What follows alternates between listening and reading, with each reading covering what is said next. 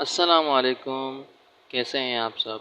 I am Natiq Ali Gauhar, your chemistry teacher. Today we will discuss about Aga Khan University Examination Board SSC part 1 का chemistry का paper 1 for 2016 में।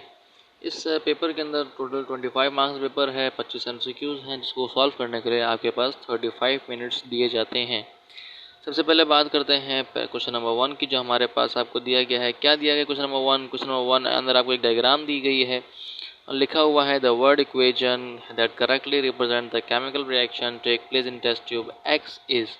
कौन सी word equation है जो कि करेक्टली रिप्रेजेंट कर रही है इस टेस्ट ट्यूब एक्स में? कौन सा इक्वेशन, कौन सा बेसिकली केमिकल रिएक्शन हो रहा है? अगर आप देखेंगे टेस्ट ट्यूब एक्स के अंदर रेशो बना के एरो बना के बताया गया है कि calcium carbonate plus hydrochloric acid add हो रहा है। और यहाँ पर अगर बबल्स देखें तो कार्बन डाइऑक्साइड बन रहा है और कैल्शियम हाइड्रोक्साइड यहाँ पर मौजूद है। ठीक है, तो अब ये कि इसको हमने सॉल्ट ब्रिज से मिलाया हुआ है, तो यहाँ से कार्बन डाइऑक्साइड क्या कर रही है, यहाँ पर आ रही है। ठीक है, और ये कैल्शियम हाइड्रोक्साइड हमारे पास यहाँ पे है, इससे रिएक्शन हो रहा है हमारे पास। बाकी है कि यहाँ पे इसमें कौन सा रिएक्शन होगा हमारे पास, तो कैल्शियम कार्बोनेट रिएक्ट कर रहा है HCl के साथ, हाइड्रोक्लोरिक एसिड के साथ। तो देखते हैं कि किस तरीके से बेसिकली ये रिएक्ट करता है। ये तो वर्ड में लिखा हुआ है, पहले हम इक्वेशन बना के चेक कर लेते हैं, इससे मालूम हो जाएगा बेसिकली हमारे पास इनमें से कौन सी इक्वेशन सही है। तो आप देख सकते हैं यहाँ पे हमारे पास क्या था, टेस्ट ट्यूब के अंदर एक्स के अंदर दिया था कैल्शियम कार्बोनेट रिएक्ट कर रहा था हाइड्रोक्लोरिक एसिड के साथ। कैल्शियम कार्बोनेट का केमिकल फार्मूला हमारे पास जो होता है वो होता है CaCO3, और ये बॉन्ड बना रहा है, ये रिएक्शन कर रहा है हमारे पास HCl हाइड्रोक्लोरिक एसिड HCl। अब ये HCl जब ये मिलेगा इसके साथ तो बेसिकली होगा क्या, वो कुछ यूँ कि हमारे पास, क्योंकि यहाँ पे 2 मोल्स HCl के यूज़ होंगे। क्यों? क्योंकि यहाँ पे हमारे पास कितने Ca हैं, एक Ca और एक C के ऊपर था +2 चार्ज। ये Ca क्या करेगा, ये Ca के पास आ जाएगा ये Cl-। ठीक है, तो ये हमारे पास कुछ यूँ हो जाएगा CaCl2 प्लस H2 हैं, यहाँ पे कितने O हैं, 3 O हैं, 2 H और 1 O बना लेंगे वाटर। आगे क्या बच जाएगा, यहाँ पर एक C और 2 O बच गया, तो यह बन जाएगा CO2। तो कैल्शियम कार्बोनेट और जब HCl मिले तो क्या बना हमारे पास, calcium chloride, calcium chloride plus water and plus carbon dioxide. Basically ये हमारे पास क्या होगा, एंड प्रोडक्ट बनना चाहिए। लेट्स चेक कि हमारे पास एमसीक्यूज़ के अंदर ये कोई ऑप्शन दिया हुआ है कि जिसके अंदर ये प्रोडक्ट बन रहा हो। जैसा कि आपने देखा कि हमने यहाँ पर बनाया कि कैल्शियम कार्बोनेट जब HCl से उसने रिएक्ट किया तो 3 चीज़ें निकली, कार्बन डाइऑक्साइड, वाटर और कैल्शियम क्लोराइड निकला। तो देखते हैं कि यहाँ का ऑप्शन दिया हुआ है, option A is calcium carbonate plus HCl, carbon dioxide और कैल्शियम क्लोराइड, यहाँ वाटर नहीं है, ये तो नहीं हो सकता। बी चेक करते हैं, कैल्शियम कार्बोनेट हाइड्रोक्लोरिक एसिड बना रहा है carbon dioxide and calcium hydroxide, ये भी नहीं है। Calcium carbonate plus hydrochloric acid बना रहा है carbon dioxide, water and calcium chloride. This is the correct answer, option C correct answer है क्वेश्चन नंबर 1 का। अगला सवाल है, a physiologist took a blood sample from a diabetic patient and examined the composition and amount of each component present in a sample using different techniques and instruments. This study is related to the field of।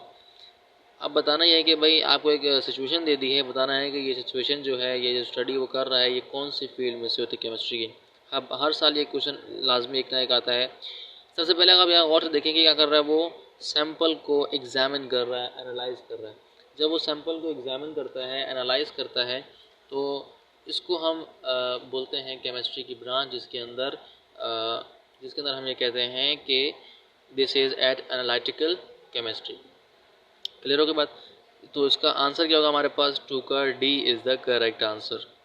Next one is compound X has an empirical formula C3H3O and its molecular mass is 110. Which of the following represents the molecular formula of compound X? अब compound X दे दिया आपको, आपने मालूम करना है कि इसका molecular formula क्या है, जबकि आपको empirical formula बताया गया है C3H3O और molecular mass दे दिया गया है। Let's find out, किस तरीके से हम find out करते हैं। Now the question is giving that empirical formula आपको दिया हुआ है C3H3O एंड मॉलिक्यूलर मास आपको दिया हुआ है 110। सवाल ये कह रहे हैं कि बताइए मॉलिक्यूलर फार्मूला क्या होगा। मॉलिक्यूलर फार्मूला मालूम करने के लिए आपको एक फार्मूला दिया जाता है कि मॉलिक्यूलर फार्मूला बराबर होता है एम्पिरिकल फार्मूला के और मल्टीप्लाई बाय n। यहाँ पर n कोई भी नंबर हो सकता है, ये बात अपने दिमाग में बिठा लेनी है। नेक्स्ट वन है, सबसे पहले क्या करेंगे, सबसे पहले आप लोगों को यहाँ मॉलिक्यूलर मास तो दिया हुआ है, एम्पेरिकल फार्मूला दिया हुआ है। सबसे पहला काम करेंगे कि आप एम्पेरिकल फार्मूला का मास निकालेंगे। एम्पेरिकल फार्मूला मास कैसे निकलता है? एम्पेरिकल फार्मूला दिया हुआ भाई C3H3O। इसका मास कैसे निकालेंगे? एक कार्बन का मास होता है 12, कितने कार्बन है 3, प्लस एक हाइड्रोजन का मास होता है 1, कितना हाइड्रोजन है 3, प्लस एक ऑक्सीजन का होता है 16, कितना ऑक्सीजन है 1। 12 3 ज़ा 36 प्लस 3 1 ज़ा 3 प्लस 16। 36 प्लस 3 प्लस 16 आंसर आ रहा है कितना? कुछ आंसर आता है 36 प्लस 3 हो गई है 39, 39 प्लस 6 45, 55 आंसर आ जाए। बस आपका एम्पेरिकल फार्मूला मान कितना है 55। अब आप n कैसे निकालते हैं? n को निकालने का तरीका ये होता है कि मॉलिक्यूलर फार्मूला मास से डिवाइड कर देंगे किससे? Empirical formula mass. Molecular formula mass आपको दिया हुआ है यहाँ पर 110, एम्पेरिकल फार्मूला मास आपने निकाल लिया है 55। इसका मतलब है कि 110 को डिवाइड कर देंगे 55 से। 55 1 ज़ा 55 2 ज़ा, दैट मीन्स दैट n की वैल्यू जो आपके पास आई है वो आई है 2। n की वैल्यू 2 आई है। Using that formula you can calculate the molecular formula. क्या भाई? मॉलिक्यूलर फार्मूला निकालने का तरीका ये होता है कि एम्पेरिकल फार्मूला मल्टीप्लाई बाय 2।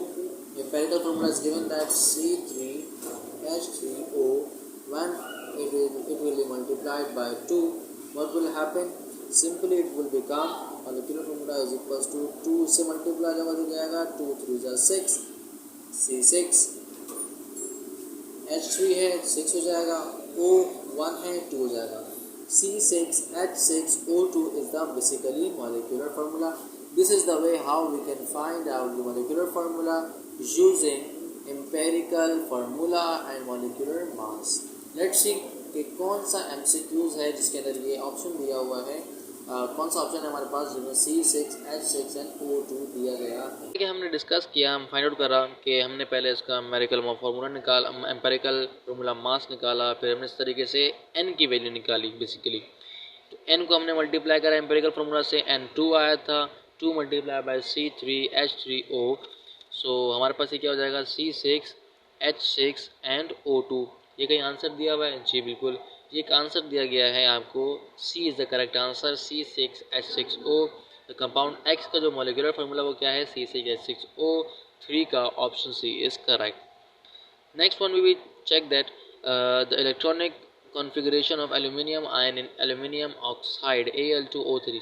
भाई Al2O3 के अंदर, एल्यूमिनियम ऑक्साइड के अंदर एल्यूमिनियम आयन, ठीक है। अब यहाँ पर सवाल जो कह रहा है इसमें एल्यूमिनियम आयन कर रहा है, एल्यूमिनियम एटम कहता तो आपको इसे यहाँ नीचे दिया हुआ ना, एल्यूमिनियम का एटॉमिक मास 27, एटॉमिक नंबर 13 दिया हुआ है। तो मतलब एटॉमिक नंबर का मतलब होता है कि number of protons and number of electrons.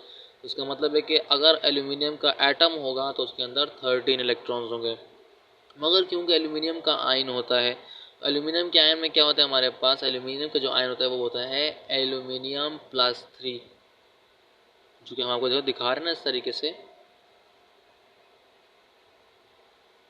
देखें, जिस तरीके से हमने आपको बताया कि एल्यूमिनियम के ऊपर होता है +3, सो वो मतलब ये कि 3 इलेक्ट्रॉन्स किसी को डोनेट करता है। उसका मतलब है कि 13 इलेक्ट्रॉन्स में से 3 इलेक्ट्रॉन्स निकालेंगे तो 10। हम अगर इसकी इलेक्ट्रॉनिक कन्फिगरेशन देखें तो 1s2 2s2 2p6, बिल्कुल करेक्ट। 4 का option A is the correct answer. हमें 4th का आंसर भी मिल गया। Next question is which of the following statement is true about Bohr's atomic model. कौन सी जो स्टेटमेंट यहाँ पे बताई गई है वो बोहर एटॉमिक मॉडल के मुताबिक बिल्कुल दुरुस्त है। सबसे पहली बात क्या बोल रहा है भाई? स्टूडेंट पढ़ लेते हैं। सबसे पहला हमारे पास ऑप्शन दे रहा है it shows that an atom produce continuous spectrum. बिल्कुल ये गलत है। क्यों? क्योंकि बोहर ने कहा था, ये तो डिफेक्ट था ना रदरफोर्ड का जो बोहर ने निकाला था, कहा था भाई अगर कंटिन्यूस स्पेक्ट्रम निकालेंगे तो वो फॉल डाउन हो जाएंगे, गिर जाएंगे, खत्म हो जाएंगी एनर्जी लाइन स्पेक्ट्रम, जबकि ऑब्जर्व हुआ था। ये तो गलत हो गया। नेक्स्ट वन हमारे पास दिया हुआ है आपको, it proves that the plum pudding model of an atom was correct. बिल्कुल गलत, ये भी नहीं बात है उसने, बात बताई उसने। It proves that the size and energy of each orbit is in an atom is quantise. बिल्कुल, जो उसने बात ये कही कि भाई क्वांटम एनर्जी के ऊपर काम चलता है, जितनी भी इलेक्ट्रॉन्स होते हैं, जो ऑर्बिट होती है उसकी खास एक एनर्जी होती है, उस एनर्जी में अगर वो रहेगा इलेक्ट्रॉन तो वो वहीं पे रिवॉल्व करता रहेगा और उस एनर्जी के मुताबिक उस ऑर्बिट का साइज होता है, उसको हम क्वांटम थ्योरी भी कहते हैं, जो बोहर ने दी थी। आगे हमारे पास क्या भाई, नंबर डी बोल रहा है, it shows the electrons emit radiation when revolving around the nucleus. बिल्कुल ये गलत है। तो ऑप्शन सी क्या हमारे पास इसका करेक्ट आंसर है कि बोहर ने जो सही बात बताई वो होती है, हमारे पास यहाँ लिखी हुई है कि एटम का जो ऑर्बिट का जो साइज और एनर्जी होती है किसी भी एटम के अंदर, वो क्वांटिसाइज्ड होती है, फिक्स होती है, पैकेट फॉर्म में होती है हमारे पास। उसको हम क्या बोलते हैं, तो क्वांटम थ्योरी कहते हैं इसको हम। और 5 का option C is the correct answer. Number 6 is given that how many subshells are present in an L shell। L shell के अंदर कितने सबशेल हैं? सबसे पहले बात बता दूं आपको, आपके पास जो शेल होते हैं वो उसमें पहला K होता है, फिर L होता है, फिर M होता है, फिर N होता है, फिर एंड सो ऑन। K के अंदर होता है सिर्फ और सिर्फ एक सबशेल S। L के अंदर होते हैं 2 सबशेल S एंड P। अच्छा, तीसरा हमारे पास है M, उसके अंदर होते हैं 3 subshell S P and D। N के अंदर होते हैं 4 subshell S P D and F. अब ये हमारे पास शेल नंबर 2 है, इसलिए इसके अंदर कितने शेल होंगे हमारे पास, कितने सबशेल होंगे? 2 सबशेल होंगे, जो कौन कौन से होते हैं? जो होते हैं एस एंड पी। तो अकॉर्डिंग टू दिस इस बात के मुताबिक हमारे पास क्या है, 6 का जो आंसर है करेक्ट वो हमारे पास है B, L has 2 subshells. Next one is given that which of the following 2 elements reacts to form a covalent bond। भाई कौन से एलिमेंट्स आपस में रिएक्ट करेंगे तो वो कोवलेंट बॉन्ड बनाएंगे। कोवलेंट बेसिक बॉन्ड क्या होता है? बेसिकली आपको मालूम है कोवलेंट बॉन्ड बेसिकली होता है हमारे पास जो म्यूचुअल शेयरिंग ऑफ इलेक्ट्रॉन से बनता है। और दूसरी बात जो उसकी पहचान होती है कि ये 2 नॉन मेटल्स के दरमियान बनता है। ठीक है, या ये बोल दूं कि ये हमारे पास ग्रुप 1A 2A 3A, अगर कोई भी एक हमारे पास जो कोवलेंट बॉन्ड बनाने वाले 2 एलिमेंट्स उनमें से कोई एक एलिमेंट भी अगर ग्रुप 1A 2A और 3A में से होगा तो वो कोवलेंट बॉन्ड नहीं बनाएगा। सबसे पहले दिया हुआ है बेरियम एंड क्लोरम, BaCl2 बोलते हैं। बेरियम हमारे पास आता है ग्रुप 2A का मेंबर है बेरियम, BaCl2 हमारे पास बनता है, तो इसलिए हमारे पास क्या जाता है, ये एक आयोनिक बॉन्ड बनता है। अच्छा, के हमारे पास पोटेशियम और दूसरा क्या दिया हुआ है, ओ दिया हुआ है ऑक्सीजन। ऑक्सीजन तो नॉन मेटल है, मगर के क्या हमारे पास एक मेटल है, ग्रुप 1A का मेंबर है। एच हमारे पास ग्रुप 1A का मेंबर है। एस हमारे पास क्या है, सल्फर हमारे पास नॉन मेटल है, ग्रुप 6 का मेंबर है। और डी दिया हमारे पास ग्रुप 1A का member nitrogen, sorry Na mean sodium and F mean fluoride. और यहाँ पे गौर से देखें एक बात, यहाँ पर जो दिए हुए option C H and S, H basically क्या हमारे पास, बेशक ये ग्रुप 1 का मेंबर है मगर ये क्या है, एक नॉन मेटल है। आपको मैंने बताया कोवलेंट बॉन्ड किसके तरह बनता है, नॉन मेटल से नॉन मेटल तरह बनता है। अब आप क्योंकि मैट्रिक तक पढ़ेंगे तो आपको यहाँ तक आप पढ़ेंगे कि भाई एच जो बेसिकली है, हाइड्रोजन जो बेसिकली है, वो ग्रुप 1 का मेंबर है। मगर जब आप आगे जाएंगे, फर्दर सेकेंड ईयर में जाएंगे, फर्स्ट ईयर में जाएंगे, तो आप वहाँ पे क्या पढ़ेंगे, वहाँ आप ये पढ़ेंगे जो हाइड्रोजन है बेसिकली किसी भी ग्रुप का मेंबर नहीं है, वो एक सेपरेट एलिमेंट है और वो बहुत से अलग अलग ग्रुप्स के साथ किस तरीके से मिलता है वो भी आप वहाँ पर डिस्कस करेंगे। तो आपकी आसानी के लिए तो ये इसको ऐड करा हुआ है। बाकी ये कि हाइड्रोजन एक नॉन मेटल है, सल्फर भी एक नॉन मेटल है, तो नॉन मेटल और नॉन मेटल के दौरान जो बॉन्ड बनता है उसको हम बोलते हैं कोवलेंट बॉन्ड। तो इसका मतलब ये है कि 7 का सी आंसर करेक्ट है, हाइड्रोजन एंड सल्फर के दरमियान क्या बनेगा, कोवलेंट बॉन्ड बनेगा। Next question number 8 is given that एक टेबल दिया हुआ है, which of the above mentioned elements forms cation. भाई कौन से एलिमेंट्स जो हैं जो क्या बनाएंगे, कैट आइन बनाएंगे। सबसे पहली बात, कैट आइन क्या होता है आपके पास, कैट आइन आपके पास वो होता है कि जो पॉजिटिव आइन बनाए। पॉजिटिव आइन का मतलब है कि जिसके ऊपर प्लस का चार्ज आए उसको हम बोलते हैं कैट आइंस, और उसके ऊपर नेगेटिव का चार्ज है उसको हम बोलते हैं एन आइंस। अब एक बात याद रखें, आपको ये बात मालूम है कि नेगेटिव चार्ज कब आता है और पॉजिटिव चार्ज कब आता है। नेगेटिव चार्ज आता है जब कोई भी इलेक्ट्रॉन को गेन किया जाए, और पॉजिटिव चार्ज कब आता है, जब किसी इलेक्ट्रॉन को दे दिया जाए। फ्लोरीन हमारे पास लिखा हुआ है F19 और 9, ये हमारे पास ग्रुप 7A का मेंबर है। और ये क्या करता है हमारे पास, ये करता है कि ये अपना ये कहीं से एक इलेक्ट्रॉन लेता है, इसके ऊपर इसके माइनस चार्ज रहता है, जिसके ऊपर माइनस आएगा वो कैटाइन नहीं हो सकता, क्योंकि कैटाइन के ऊपर तो प्लस आएगा। बी ई हमारे पास है, इसके अंदर 4 दिया हुआ है, ये हमारे पास है ग्रुप 2 के मेंबर। अब ग्रुप 2 का मेंबर है, मतलब है कि 2 इलेक्ट्रॉन ये अपने जमा कराता है, किसी को देता है, डोनेट करता है। जब ये किसी को 2 इलेक्ट्रॉन देगा तो उसके पास +2 का चार्ज आ जाएगा, तो मतलब है कि एक तो ये थर्ड हो गया हमारे पास एलिमेंट। सल्फर चेक करेंगे, सल्फर हमारे पास ग्रुप 6 का मेंबर है, जो ये क्या करता है भाई, ये करता है कि ये 2 इलेक्ट्रॉन्स कहीं से लेता है। लेने का मतलब है कि इसके ऊपर माइनस चार्ज आएगा, तो इसका मतलब है कि ये गलत है। अभी तक हमने ऊपर देखा तो थर्ड वाला जो है वो करेक्ट था। अब यहाँ पर हमें दिया हुआ है आर्गोन। आर्गोन हमारे पास क्या है, बेसिकली एक नोबल फैमिली का मेंबर है यार। ये तो हमारे पास रिएक्शन ही नहीं करता, ये तो पहले से ही कट गया। फोर्थ हमें दिया हुआ है एल्यूमिनियम। एल्यूमिनियम हमारे पास क्या है, एल्यूमिनियम हमारे पास है कि भाई इसके अंदर ग्रुप 3 का मेंबर है। ये क्या करता है, 3 इलेक्ट्रॉन्स डोनेट करता है, और डोनेट करने के बाद ये कहते हैं ये +3 आयन बना लेता है। इस वजह से ये भी क्या हो गया हमारे पास, ये भी हमारे पास एक कैटायन हो गया। जबकि अगर आप देखें नाइट्रोजन को, तो ये ग्रुप 5A का मेंबर है, और ग्रुप 5A के मेंबर क्या करते हैं, 3 इलेक्ट्रॉन्स गेन करते हैं, कहीं से लेते हैं। जब वो कहीं से लेते हैं इसका मतलब है इनके ऊपर -3 का चार्ज आता है, माइनस का चार्ज आता है, और जिसके ऊपर माइनस का चार्ज आ जाए वो कैटायन नहीं कहलाता। तो इसके मुताबिक जो 3 दिया हुआ है बेरिलियम एंड 4 दिया हुआ है आपको एल्यूमिनियम, ये क्या है करेक्ट आंसर है जो कि कैटायन बनाते हैं। तो क्या ये ऑप्शन दिया हुआ है 3 एंड 4? यस।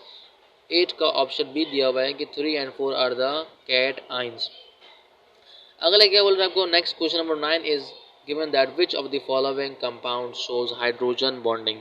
हाइड्रोजन बॉन्डिंग किन किन कंपाउंड्स के दरमियान हो रही है। सबसे पहली बात आप याद रख लें कि भाई हाइड्रोजन बॉन्डिंग जो होती है वो एक बॉन्डिंग होती है जो किन के दरमियान होता है, hydrogen when react with oxygen, when react with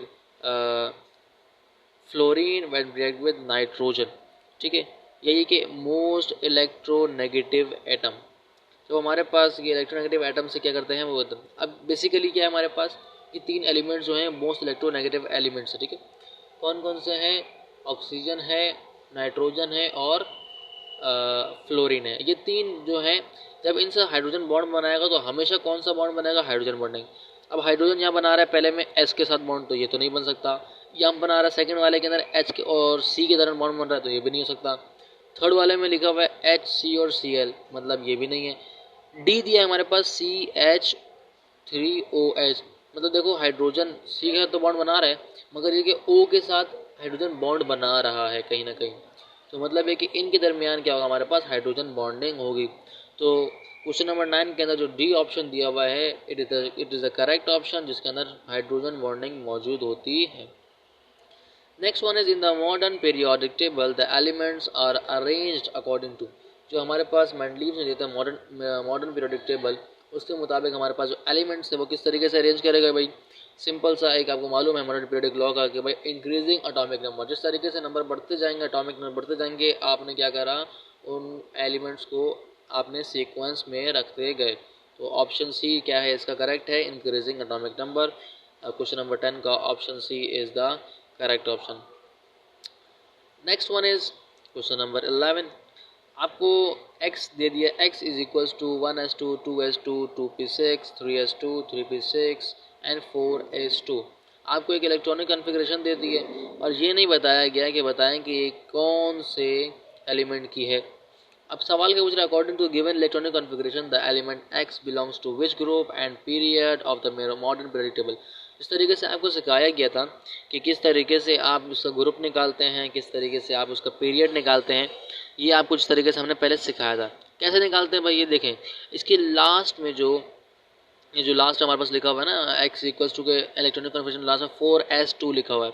आपको बताया था ये जो इसके साथ जो कोफिशिएंट होता है वो कोफिशिएंट शो करता है बेसिकली पीरियड कितना होता है। इस लास्ट का कोफिशिएंट है 4, इसका मतलब है कि इसका पीरियड क्या है, 4 है। ठीक है, और इसके ऊपर जो पावर होती है वो पावर बेसिकली शो करती है कि उसका ग्रुप कौन सा है। लास्ट का जो हमारे पास एक नंबर लिखा है 4s2, इसकी पावर 2 लिखी है, दैट मीन्स दैट कि इसका जो ग्रुप है वो है ग्रुप 2A।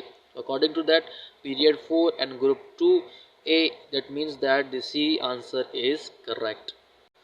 अगला सवाल देखें, अगला दिया हुआ है हमारे पास question number 12 which is an oxygen atom is similar to an atom of sulfur because they both। इसमें क्या ऑक्सीजन एटम और सल्फर के जो एटम हैं दोनों सिमिलर कैसे हैं? They form diatomic molecule. Diatomic मतलब है कि ये दो हमारे पास इस तरीके से बनाते हैं O2 और H2 सिंगली। H2 हमारे पास सिंगल नहीं बनता, ये तो गलत हो गया। O2 हालांकि होता है डायटोमिक, दो एटम मिलकर हमारे पास एक एटम या कंपाउंड बना सकते हैं, इसको हम O2 कहते हैं। O2 गैस होती है हमारे पास। The same number of protons, बिल्कुल ऐसा गलत है क्योंकि ऑक्सीजन एक अलग एटम है, सल्फर एक अलग एटम है, इनके दरमियान नंबर ऑफ प्रोटॉन्स भी क्या होंगे, अलग होंगे। They form cations with a double negative charge. जी कैटाइन बनाते हैं भाई, अगर कैटाइन बनाएंगे तो नेगेटिव चार्ज तो नहीं आएगा। हाँ ये सच है कि नेगेटिव चार्ज डबल आता है इनके पास, मगर ये कैटाइन नहीं बनाते बल्कि ये एनाइन बनाते हैं।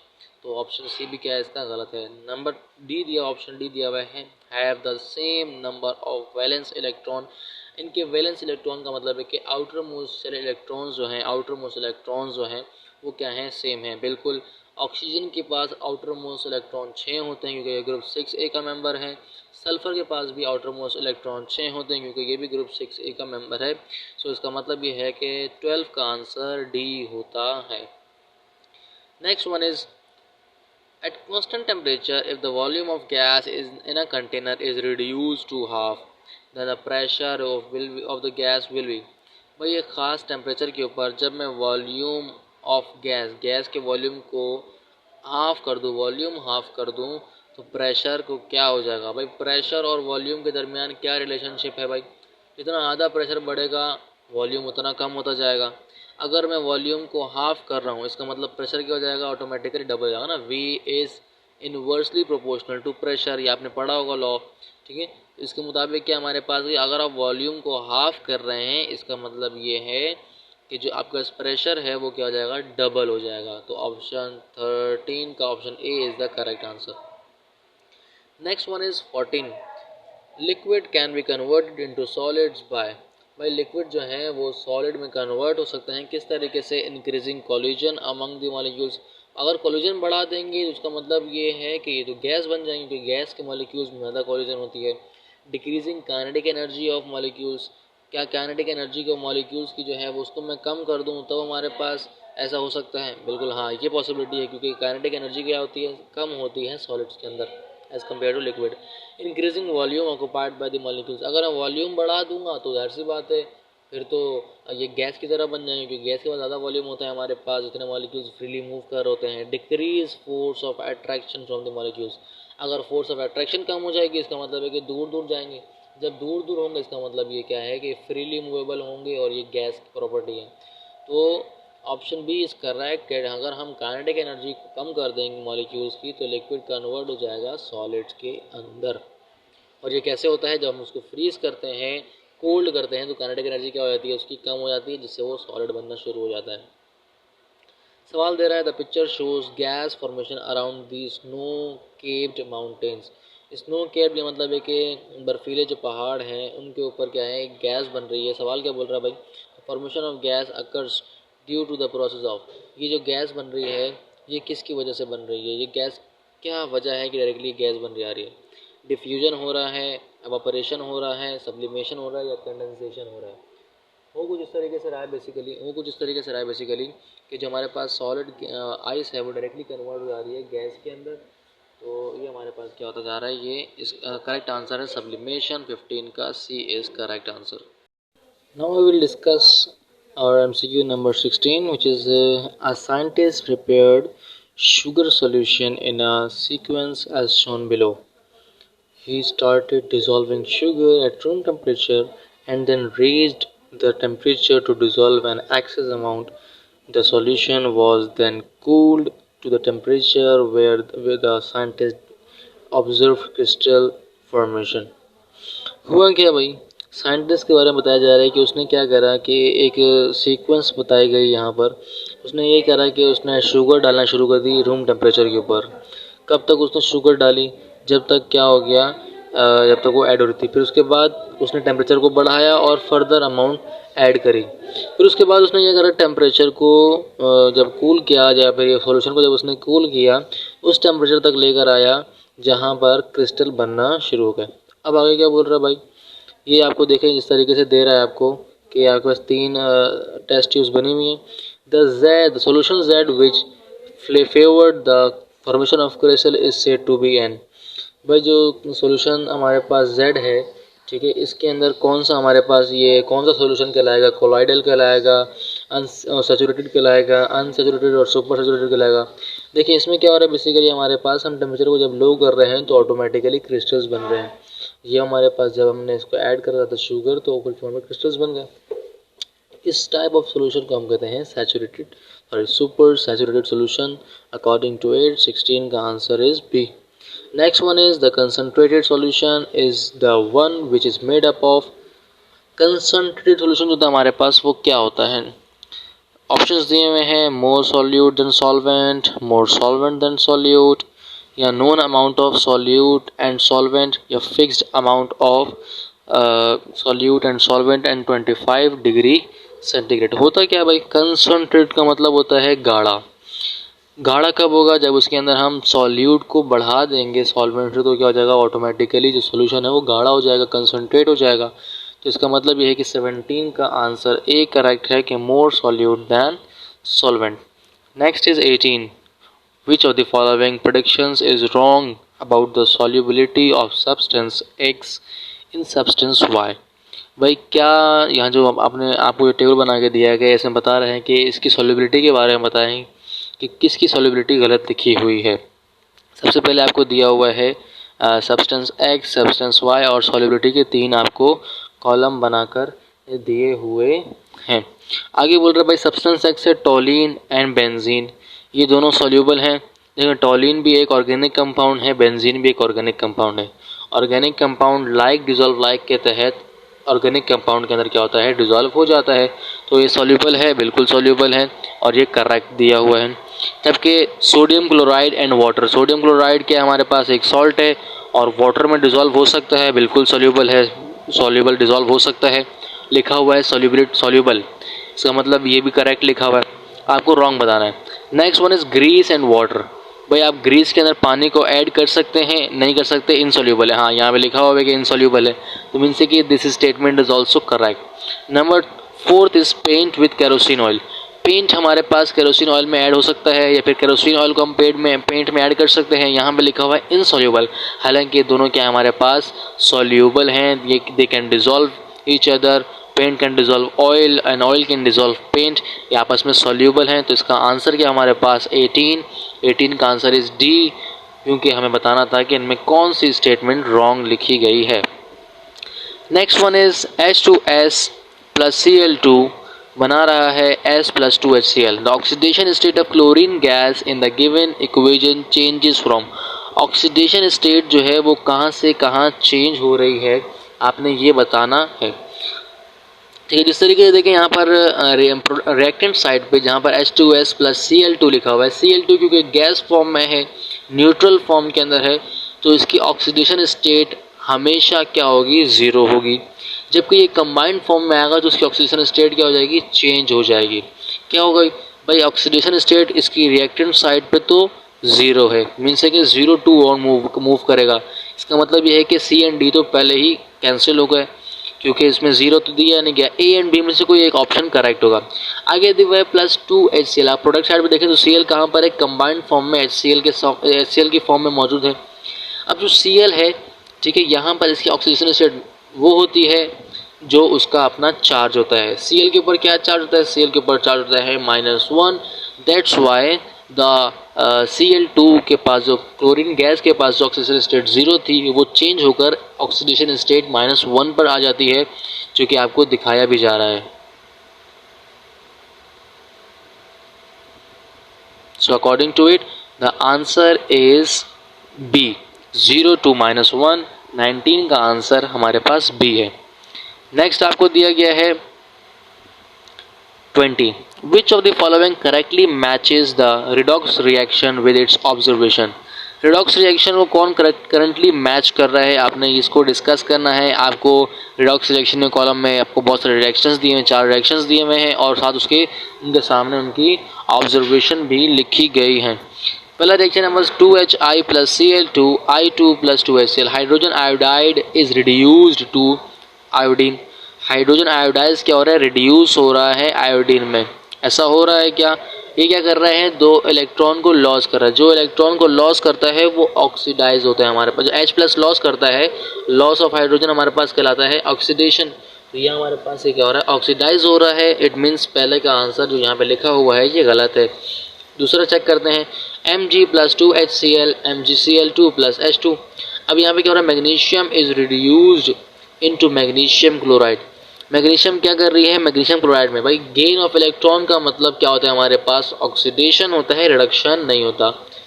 गेन ऑफ इलेक्ट्रॉन मीन्स है कि उसने क्या करा, क्लोरीन को गेन करा, मतलब है कि उसने सॉरी लॉस ऑफ इलेक्ट्रॉन का मतलब होता है हमारे पास ऑक्सीडेशन। यहाँ पे ऑक्सीजन देखो ना, मैग्नीशियम यहाँ पे न्यूट्रल फॉर्म में था, सॉलिड फॉर्म में था, इसके पास 2 इलेक्ट्रॉन्स एक्स्ट्रा थे जो इसने किसको दे दिया, यहाँ पर मौजूद Cl2 को, जो प्रोडक्ट साइड पे आपको दिखाई जा रही है।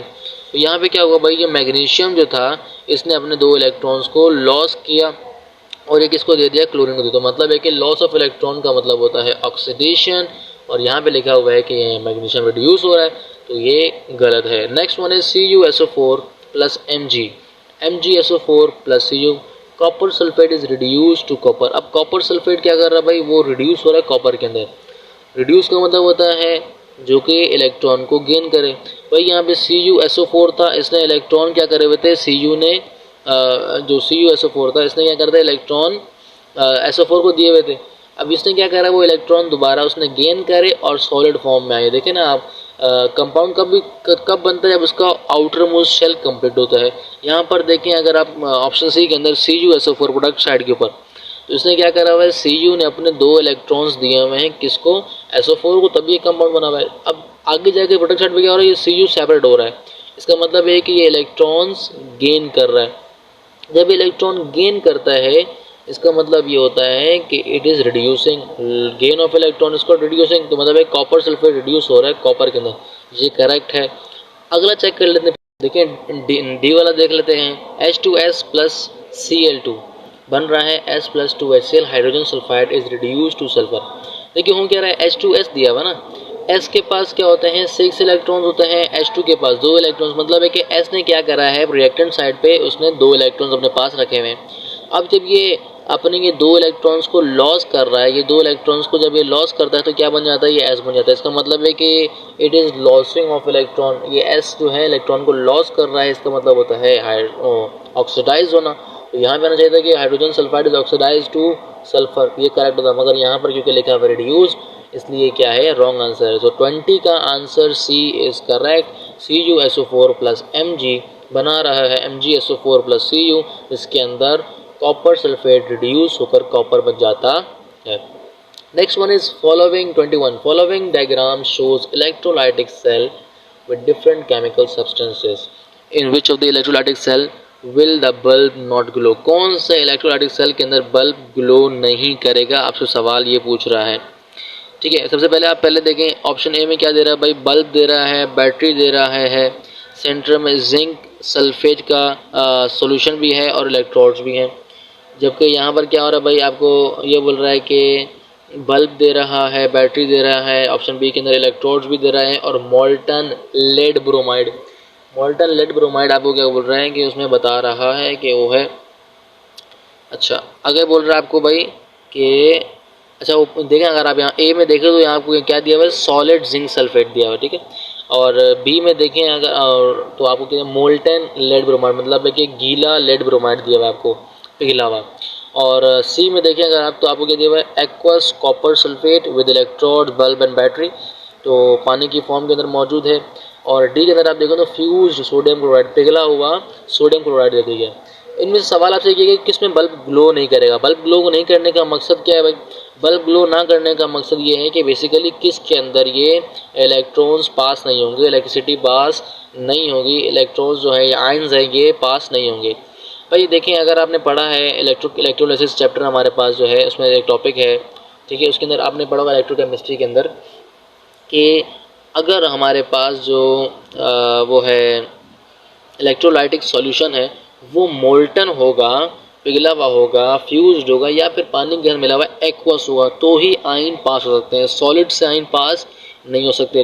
देखिए यहाँ पर बी, सी एंड डी के अंदर, तीनों के अंदर वो क्या है, मोल्टन, एक में एक्वस है, एक में फ्यूज्ड है, मतलब यहाँ से आयन पास हो जाएंगे। मगर क्योंकि एक के अंदर क्या है, सॉलिड जिंक सल्फेट है, अगर ये सॉलिड ना होता तो यहाँ से आयन पास हो सकते थे, इसलिए क्योंकि ये सॉलिड है तो आयन पास नहीं होंगे। जब आयन पास नहीं होंगे तो बल्ब भी ग्लो नहीं करेगा। तो अकॉर्डिंग टू इट आंसर क्या हमारे पास आ रहा है इसका,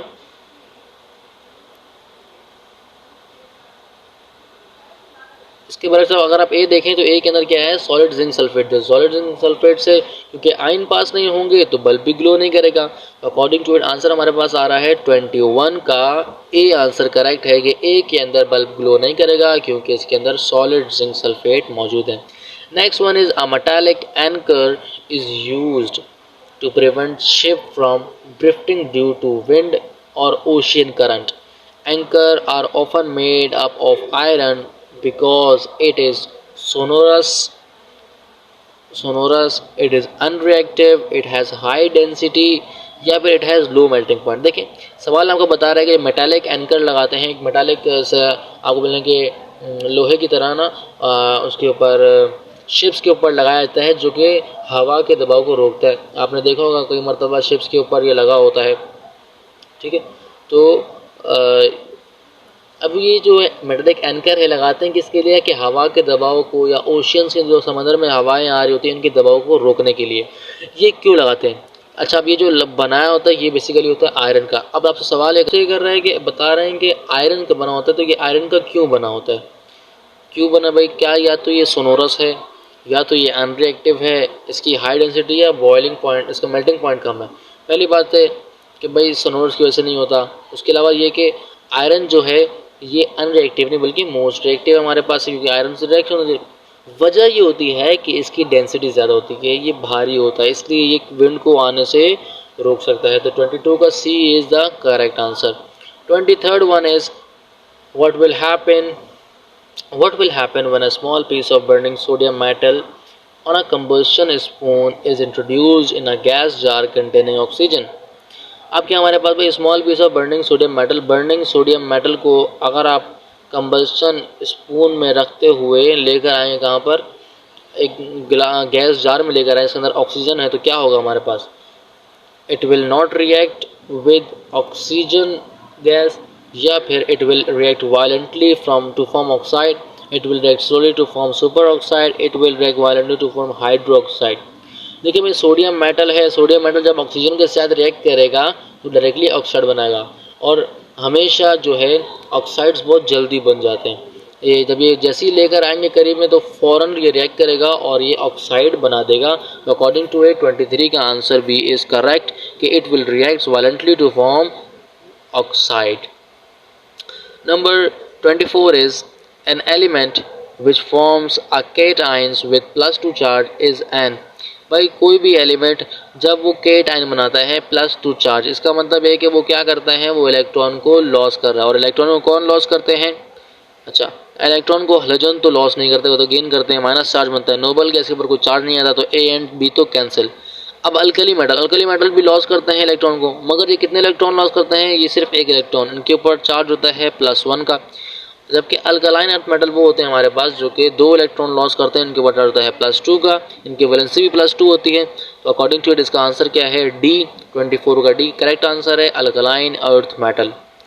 next is last which is the not the least but last 25 gold and silver are considered as noble metal because they. भाई गोल्ड और सिल्वर को नोबल मेटल कहा जाता है, क्यों? They are lustrous, they have high ductility, yeah, they have highly ductile, they do not form alloys and they do not oxidize easily। Basically Nobel metal उसको कहते हैं जो कि जल्दी ख़राब नहीं होता। और ख़राब कब होता है? जब कोई चीज़ जल्दी ऑक्सीडाइज हो जाए, उसके ऊपर ऑक्सीजन जल्दी रिएक्ट कर ले हमारे पास, तो क्या होता है, वो ख़राब हो जाता है। गोल्ड यानी सोना एंड सिल्वर, ये दो ऐसी चीज़ें हैं कि जो जल्दी से ऑक्सीडाइज नहीं होती हैं, इस वजह से उनको क्या कहते हैं, हम नोबल मेटल कहते हैं। ये अलोन रह सकते हैं, अलग रह सकते हैं, लाजमी नहीं कि किसी कंबाइन से। बाकी तमाम जितने मेटल्स होते हैं जो कि नोबल होते हैं वो हमेशा रिएक्टिव फॉर्म में होते हैं, तो वो किसी न किसी के साथ मिल के रहेंगे। लेकिन गोल्ड एंड सिल्वर हमारे पास वो दो मेटल हैं जो क्या करते हैं, नोबल मेटल कहलाते हैं, because they do not oxidise easily. 25 का D answer is correct. That's all for today. ये था हमारे पास मई 2016 का। दिस वाज हमारे पास कि we were discussing about May 2016 chemistry SSC part 1 का पेपर 1, जिसका 25 मार्क्स का था। 35 मिनट्स का टाइम आपको दिया जाता है। इनकी जितने भी आंसर्स हैं इंशाल्लाह आपको डिस्क्रिप्शन की लिंक में मिल जाएंगे। Thank you so much. Thank you. अल्लाह हाफिज़।